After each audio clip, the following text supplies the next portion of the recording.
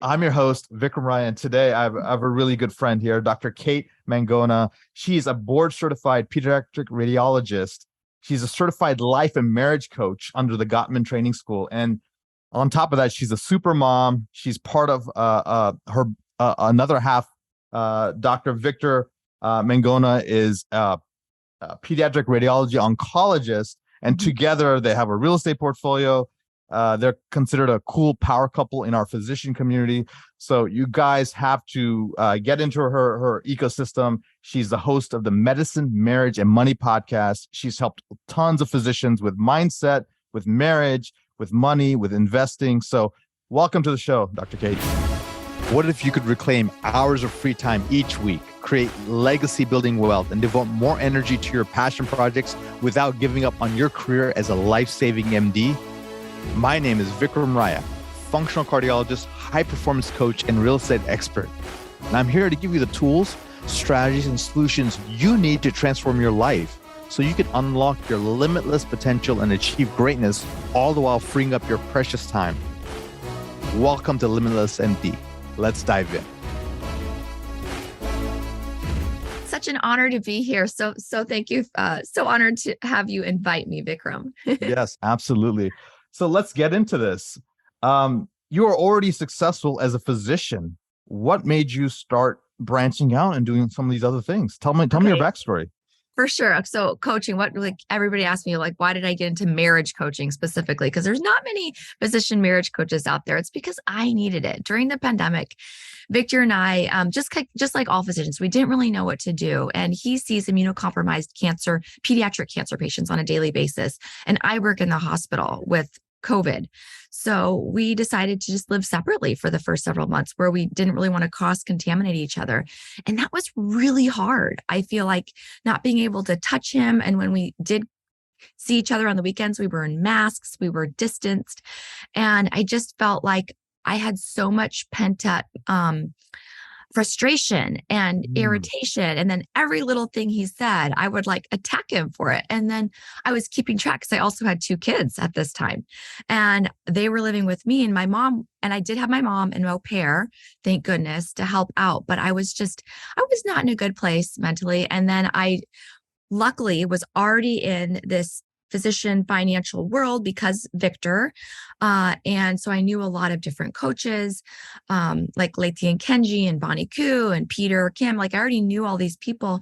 So I was already tied into it. I'm like, okay, well, let me just kind of delve into this coaching and see if it's for me. I thought it was just for entrepreneurs, which now I am, but I didn't consider myself back then. So that's when I just, in one session, changed my entire perspective on marriage. Wow. It was, it was just magical. Before you get into that, when you were describing how Victor was on one side, you were on the other side, and you had the kids, and it sounded almost like a divorce or a separation almost. And I know, but it wasn't. It wasn't. I know this is because of the COVID, but yeah, I can see how that can potentially lead to some of that frustration you're talking about.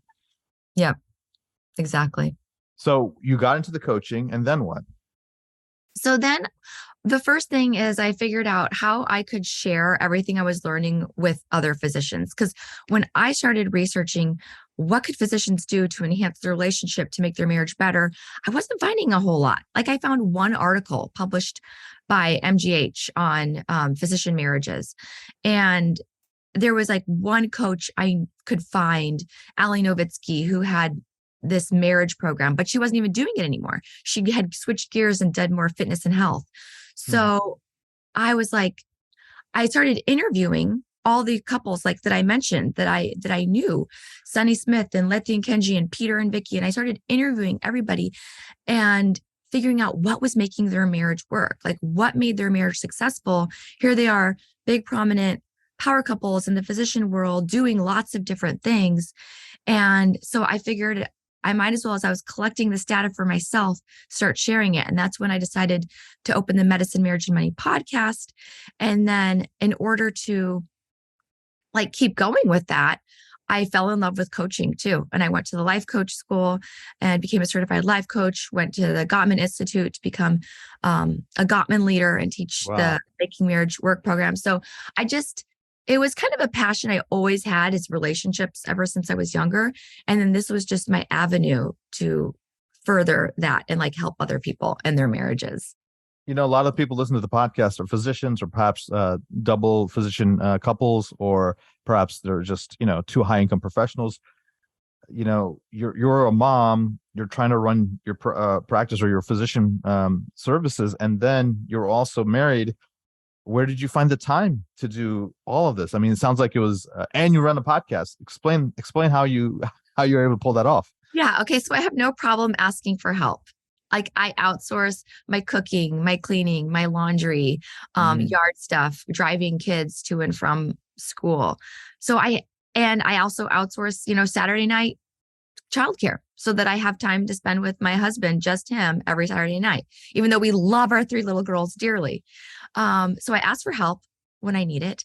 I also saw the writing on the wall very early. So 4 years in as an attending, I went 0.7. So that was 3.5 clinical days a week, three clinical days, 1/2 admin day a week.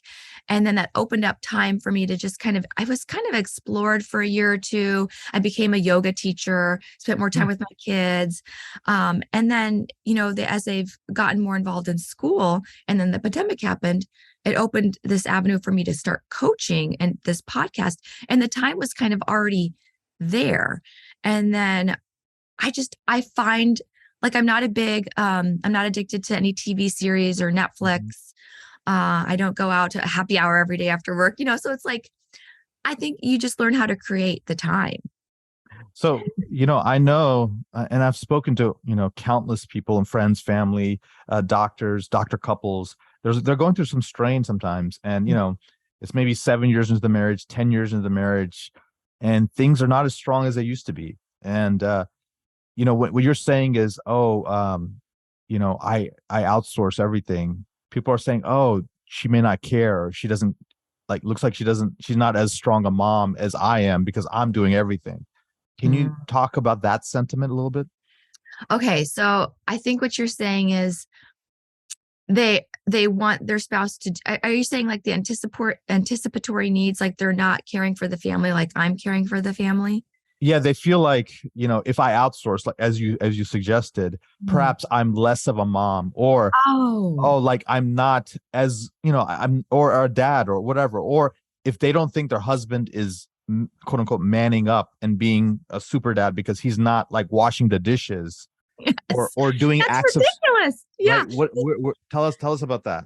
Yeah, you just got to stop thinking that way. I mean, it's like, this is ridiculous. Is that how you show your love to your kids, is by washing their clothes and doing the dishes and making all their meals? I do have a few friends who love, love, love to cook.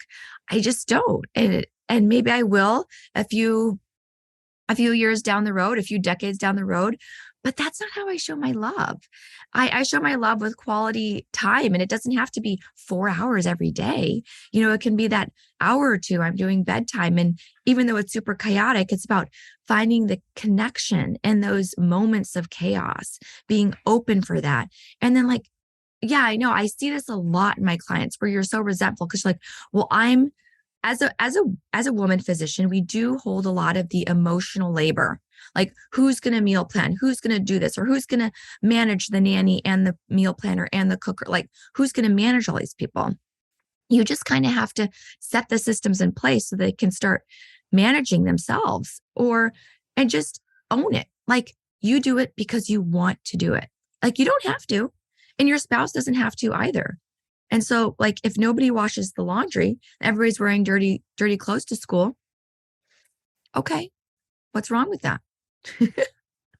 So, this word date night, it's almost ubiquitous in our culture now. And it's almost like an obligation, but very few people pull it off. Either it's never done, it's not honored, it's supposed to be a non-negotiable, and many times it isn't. And then even when people do it, it's like, it's almost a chore. Tell me about the word date night. Okay. So we have no pressure in my house about what it needs to be and what should it be like and what should we talk about. Like, there's just no pressure. We just put it on the calendar. That's it. It's just a time management thing. It's just like putting your work hours on the calendar or your doctor's appointments. I like to put these things on the calendar first. Sleeping, my me time, and my time with my spouse and the kids. And then once I block those off, then everything else goes in between. So every Saturday night, I have a standing babysitter and we just go. And I recommend this to my clients. And my last Making Marriage Work class on Tuesday, we sat down and we're like, okay, we're not going to leave this class until you have 4 dates for the rest of mid-March and April on the calendar. And then they just put it there. Like it really just takes 5 minutes of comparing your calendar, your spouse's calendar, maybe the kids, and put it there. And then you're going to find childcare. You're going to figure out what to do, even if it's like a minute before you're supposed to do it. And then, I have had clients where they would go on these date nights and they'd get frustrated. They get frustrated that their spouse was talking to the bartender too much instead of them. So we had to kind of refocus. Okay, where is that frustration coming from? Let's dig deeper into that. So, let's talk about relationships because I think you're the expert here and you really have studied this. How do you know if a relationship is going to be successful, or what are the predictors perhaps that there's cracks and perhaps it's going to fail? So, and what I've learned from Gottman's teaching is that it doesn't matter if you argue or if you have fights. Like all couples argue and have fights. What matters is if you can repair. And a perfect example is when I was in Bora Bora. I went on the Empowering Women Physicians Bora Bora trip last month with my husband. We're in the middle of the ocean and we're like in the most romantic place on earth with 65 other women physicians and 10 of them brothers' spouses. And we're like in this argument while we're snorkeling. And it was just hilarious, but we were in the middle of the sea. He thought I was drowning. Didn't want help. I was my fault. I own it. And that's the other thing. I own that I own my responsibility in all of our arguments. And it takes time and it takes maturity and dropping your ego, but I think it's so important. So we drifted off to separate boats because there was like 10 different boats. We were all on different boats. We were on separate boats. And then we went to our next snorkeling destination. And I was like thinking to myself, Kate, why are you in this situation? You're a marriage coach. You're going to be talking about conversational intelligence at the White Coat, in 3 weeks. So I decided to do a repair attempt at that time. I was the first one to jump off my boat when they anchored it, swim to my husband's boat, and ask him to come back in the water and snorkel with me. And that I would hold his hand. I would be his buddy. I wouldn't like swim away and get mad at him for trying to help me adjust my snorkel mask. So it's repair attempts. That's really the thing. When you put yourself out there, when you go to your spouse and you apologize, or you say thank you, or you say please forgive me, or you say I love you first, you take ownership. That's a strong relationship. Yeah, I think it's what you said about letting go of the ego. Yeah, it's about thinking about you guys as a unit versus like individual pieces, and it's just thinking about the greater good, and then always having that help first mindset, forgive first mindset kind of thing. Yeah. So beautiful. And then your kids notice, right? Like a lot of my clients have kids, and whatever you mimic, they're going to end up carrying into their future relationships. I think people forget that. Yeah. So how do you know when it's not a team fit, when people need to end it? I don't decide that, Vikram. I don't. Yes, no, I don't decide that. But is there indicators that things are really serious and either they need counseling or they need something like where they can't solve it themselves? Like, is it like a date night's not going to fix it? I guess what I'm asking. Okay. So if there are things like addictions in the relationship, like a drug addiction and alcohol addiction, or severe depression, you need to seek professional help from like a psychiatrist, a psychologist, when things like that. With marriage coaching works when it's not like we're healing past trauma or we're getting you through these depressive episodes and addictions. It's like just moving you forward, like getting you to the next level, figuring out what's preventing you from getting there and then achieving it. So me as a marriage coach, I don't predict divorce like Gottman does. I don't claim to do that. But if there are addictions or severe depression or mental issues, I will refer people to other help, professional help. And you've had a lot of couples you've been able to be around and potentially get to that next level.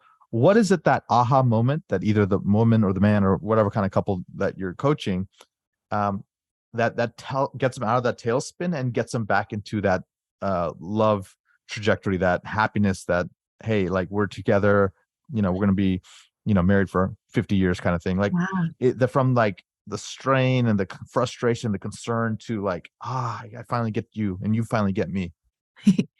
I feel like a lot of it is becoming friends again.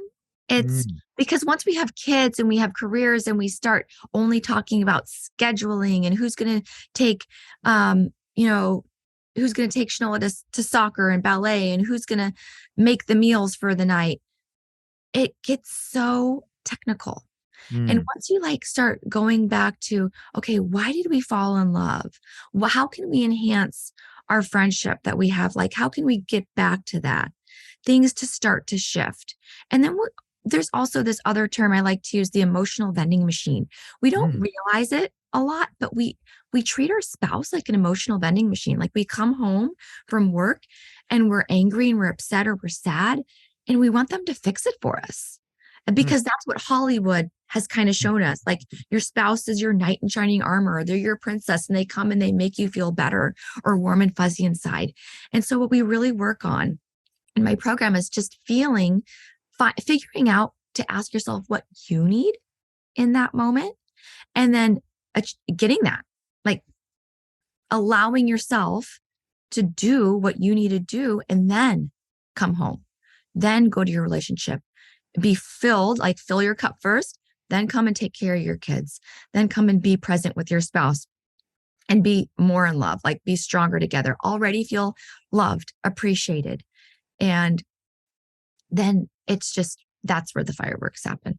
That's awesome. So some of the suggestions and things I've learned from people over the years is like, have like a wind down, like there's like a amp up music that you go to work. And then when you come back home, before you get into the house, or you're in the driveway, or you're in your home office and you're about to go upstairs, listen to something that gets you into family time again. It's almost like a neuroassociation is a trigger.